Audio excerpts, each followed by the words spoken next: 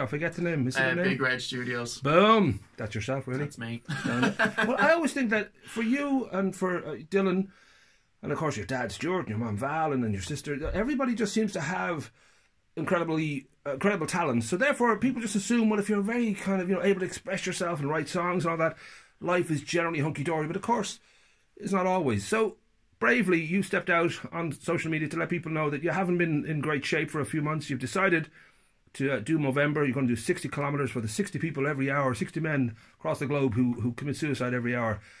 How big a step was it for you? Were you kind of building to this? I want to do something, or was it, I don't know, whether it was just an overnight thing? You thought, you know what, I'm going to try and help and speak out. My friend Greg actually pitched the idea to me. I've been kind of running with Greg. We started running about 2 months ago, and then because he knew all about me and that type of thing, he's a close friend, and he suggested that perhaps we should get involved. So he sent me the link, and I just thought immediately that was a great idea, and definitely feels like a challenge. And being through what I've been through, I wanted to get involved. So we did our first 10k yesterday, so I'm very tired. Well done. Listen, and here I am thinking too that, you're a brilliant musician. You've got some beautiful songs yourself. You put out with Redwoods, with yourself, on yourself with Dylan. You've got a full head of hair, a massive full head of hair. So I'm obviously jealous of that too. So I just think that it will surprise people that it was a few years ago that you first kind of got antidepressant medicine. Like a rocker, you threw them into your guitar case and ignored them. But even then, I don't know what was going through your head then. Did you think, well, this is just, I'm just feeling a bit down, I'll get over it just through sheer self-energy? And what was the thinking then that's changed? So from what you said earlier, often people do assume that I'm a happy-go-lucky guy all the time, being a musician and playing gigs and everything's all fun and games and that, which is not the case. But I am happy a lot of the time as well. But a few years ago I went to the doctor because I was feeling really down, and he did prescribe me an antidepressant. But I had always thought, people always say about antidepressants and they change your mind and you're going to become a zombie and all this sort of stuff, and I didn't know.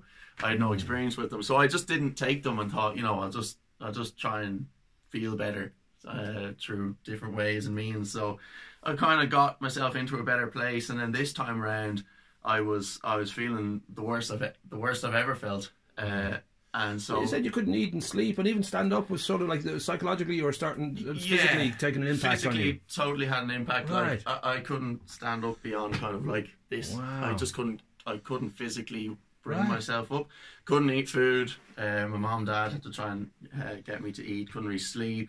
I'd be crying in the middle of the night and all this sort of stuff. So it wasn't great. So I knew I wasn't feeling great. So I wrote to a friend who had taken medicine for this before, and he kind of just said to me, it worked for him, but as well as taking them, you got to try and take steps to help yourself. Sure. Through like diet and exercise and lifestyle things. So at first when I started taking it, I was a bit nervous, and part of me was like, well, if I take this, I'll be fine. Yeah. But that's not how it works. Well, or at least for me, I eventually realised I'm going to have to start taking care of myself as well. So I started trying to focus on diet and exercise and just doing nice things that I enjoy and that type of thing. But was that a quick effect? I know you've been doing it for 2 months. You love it, and as you said, it's had a huge effect on you. You feel energized, and there's a lot of endorphins come from a good run, a good swim, and all that. Yeah. Was it pretty quick? You felt that, or did it take a while to sort of get over that feeling of, do I really want to do this? I'm not sure if I'm a runner. I'm not sure if I'm, Yeah, I suppose it definitely took a few months. I started the antidepressants, and I definitely didn't feel great for a while. Then I started to come around, because my whole life changed. I wasn't gigging anymore. I was off work for the first lockdown for 3 months. So no gigs, no work, no nothing. I was feeling worse and worse and worse. And then it came to that big head. And then I started to feel a little bit better. And yeah, I don't even know how it began. I think I was chatting away to Greg. I mean, the coronavirus lockdown thing has had a positive effect for me as well. I've reconnected with a bunch of people, right, socially distanced of course, that I haven't seen in years. Like I hadn't seen Greg in years, and now I run with them every couple of days, and we work out and stuff. So we just started running, and then it just kept happening. And the swimming, I went down to the North Beach a few months ago, and I just posted on my Instagram, think I'm going to get in for a dip. And my friend Ross saw it, and he was like, "Oh, I'm going to come down and join you." He knew, he also knew I wasn't in a great place, so he came down and joined me, and then so did my brother Dill. And then we've been doing it every single day since. Every single day? Wow. Yeah, I get in twice a day. Is it not a danger you want to open up your own fruit and veg shop soon, though? But that idea too, that I think for a lot of people, and it's all different levels of it. Some people are generally fine, and as you say, there's good coming out of it. People are reconnecting. They're living a quieter life. They're sort of doing other things that they've been meaning to do for quite a while. But there are, I'm sure, quite a number of people in Greystones and all around the world who are feeling the pressure of just being alone on some level and feeling uncertain about the future. Which again, it's great that you sort of stepped up and said, well, this is okay. This is okay not to be okay, and that there are ways to basically rebuild and feel good about the world, not only about whatever yourself, your physical self and all that, but just about the world around you. I don't know whether this Movember thing, you've noticed that effect, because it was a great response on Facebook, but I don't know if you've sort of had much feedback yet. Maybe it's too early to sort of know if it's had that sort of effect. Yeah, well, I mean, I was shocked and blown away by the amount of donations people have already made. I wasn't expecting that at all, and loads of people have been writing to me and sharing their experiences with like anxiety and depression with me. People I again haven't talked to in years, which is really nice. I've kind of always been an open book and wear my heart on my sleeve kind of guy. So I just put things out there, but I do think it's important for people to talk about it and to let them know that it is okay to talk about it, and hope, like me writing to that friend that time kind of influenced my decision to go talk to the doctor. So if I can help someone, even one person to do that as well, that'd be great. I'm kind of always fascinated by, because we are a generation that live on the internet, quite a lot, for a lot of the population would, of a certain age anyway, and I mean the good and bad that's in that, because it's gone from, for me certainly, social media sort of has gone from being like a conversation to a competition. There's a kind of a growing sense that people are only posting what they hope will get responses and reaction. Some don't, some are great, they just put up stuff that they really genuinely like and they want to share it and all that. But I would think that, for me, that personally is part of the problem too. There's non-reality about that.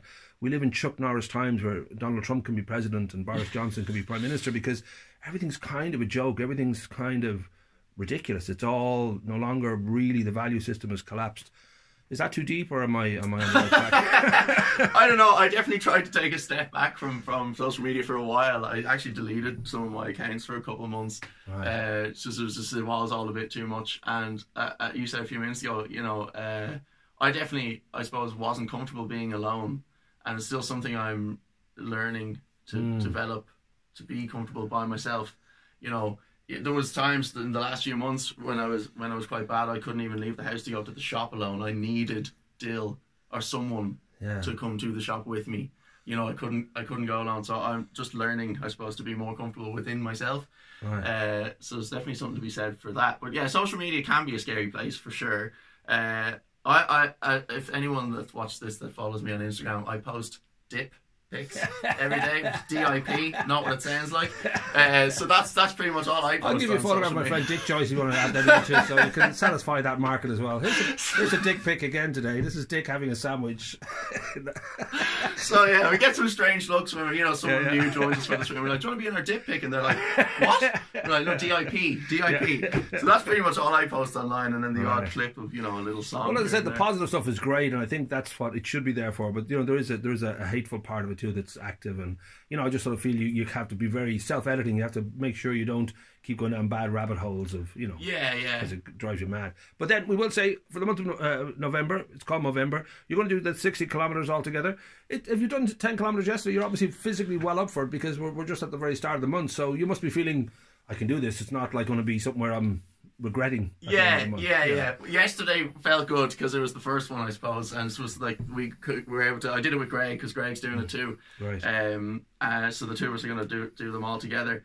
But the first one was good because it gets rid of the mental block, because we now know we can do it. Right. So we'll try and do each one a little faster if we can.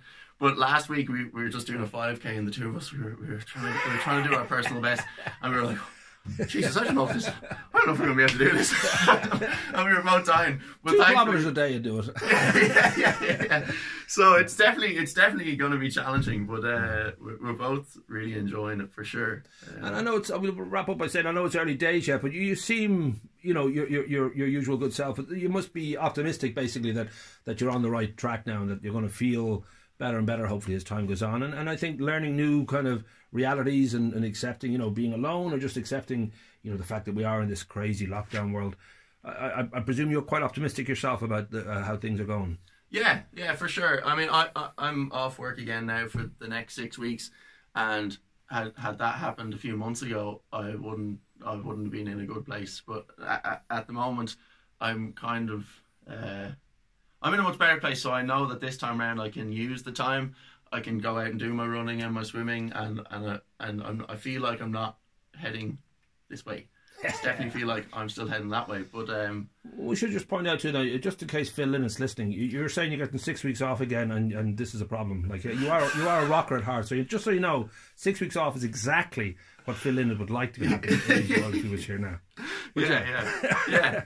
But well done, my son, and good luck with this. We'll follow you and let people know when you finish that 60 kilometres. But obviously we'll put in the link to people throw £10 in, 20 quid, anything. It just all adds up to help. Yeah, for sure. Awesome. Beautiful.